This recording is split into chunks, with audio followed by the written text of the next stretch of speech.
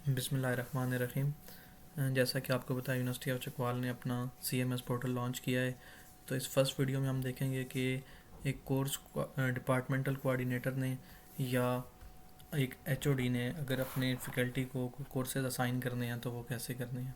तो सबसे पहले हम एक लॉगिन करते हैं, एक हेड ऑफ़ डिपार्टमेंट हमारे अरसलान साहब, उनका अकाउंट को लॉगिन करते हैं।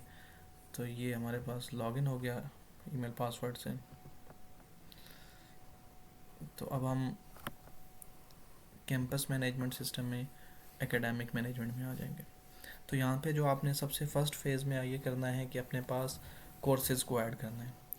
तो आपके पास आपका डिपार्टमेंट शो हो रहा होगा और आपने अपने यहाँ पे कोर्सेज़ वन टाइम सारी पूरी स्कीम भी ऐड कर सकते हैं, और आप जिस कोर्स सेमेस्टर में जो कोर्सेज़ ऑफ़र करने हैं वो भी ऐड कर सकते हैं।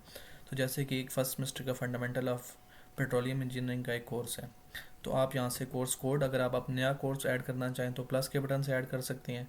और एक कोर्स आपके पास अवेलेबल है, उसको आपने ऑफ़र करना है तो कैसे कर सकते हैं अपने पास।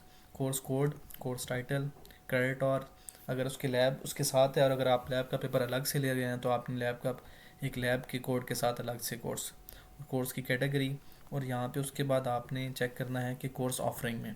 अब ये कोर्स हमारे पास फॉल 24 में ऑफ़र हो रहा है, एक सेमेस्टर में, फर्स्ट सेमेस्टर में ऑफ़र हो रहा है। तो सबसे पहले आपने इसकी ऑफरिंग चेक कर लेनी है। उसके बाद आपने देखना है कि इस कोर्स की असेसमेंट कैसे होगी।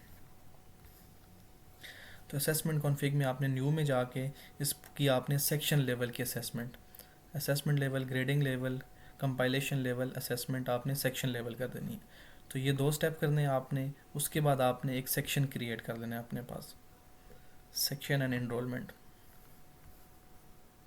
अब हम चेक करते हैं कि इस कोर्स में आपने इसके सेक्शन कैसे बनाने हैं। तो आपने एक सेक्शन बना लिया, कोर्स का रिसोर्स पर्सन कौन सा है, एवेलुएटर रिव्यूवर कौन सा है। अब ये भी कर सकते हैं कि एक रिसोर्स पर्सन होगा और उसका हेड जो है उसको एवेलुएट या रिव्यू कर सकता है, सेम टीचर भी कर सकते हैं। उसके बाद आप देख सकते हैं कि आपने सेक्शन बना लिया, और सेक्शन के बाद आपने इसमें इनरोलमेंट, स्टूडेंट्स इनरोल करने हैं। तो इन्होंने अपने कोर्सेज़ में स्टूडेंट्स इनरोल कर दिए हैं। अगर आपने नहीं किए होंगे तो यहाँ पे आपके पास सारे स्टूडेंट्स आ रहे होंगे, आपने उनको मार्क करना है और इनरोल नाउ कर देना है।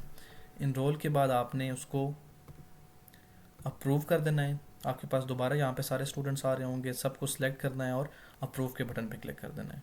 और लास्ट पे आपके पास, अगर आपके पास मॉर्निंग इवनिंग अलग से है तो सेक्शन डिस्ट्रीब्यूशन में आपने उनको अलग अलग कर देना है। जो मॉर्निंग के सिलेक्ट करने हैं, जो आपने पहले सेक्शन बनाए थे उस सेक्शन में आपने ऐड कर देने हैं। तो इनकी एक्टिविटी कंप्लीट हुई है, इसलिए आपको यहाँ पे ये नज़र नहीं आ रही। हम देखते हैं कि इनके सेक्शन में इन्होंने कौन से स्टूडेंट्स इनरोल किए हैं। तो ये इनके पास इनरोल्ड स्टूडेंट्स आ रहे हैं।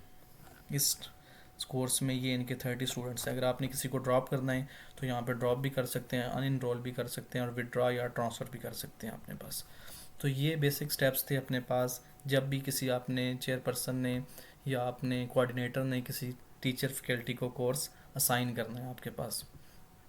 इसके बाद आप कुछ चीज़ें यहाँ से भी कर सकते हैं, और कुछ जैसे आपने एवेल्यूएशन सेटअप करना है और कुछ वो टीचर ख़ुद से भी कर सकता है। तो पहले स्टेप में आपने जितने कोर्सेज़ हैं उतने सेक्शन बना के आपने ये स्टेप्स को कंप्लीट करने के बाद कोर्सेज़ को असाइन कर देना है। तो ये छोटे से स्टेप हैं, जितने आपके कोर्सेज़ होंगे फर्स्ट सेमेस्टर के वो सारे आपने यहाँ से बारी बारी ऐड करने हैं, उनकी ऑफरिंग करनी है, उनके सेक्शन बना के और टीचर स्टूडेंट्स को असाइन कर देना है।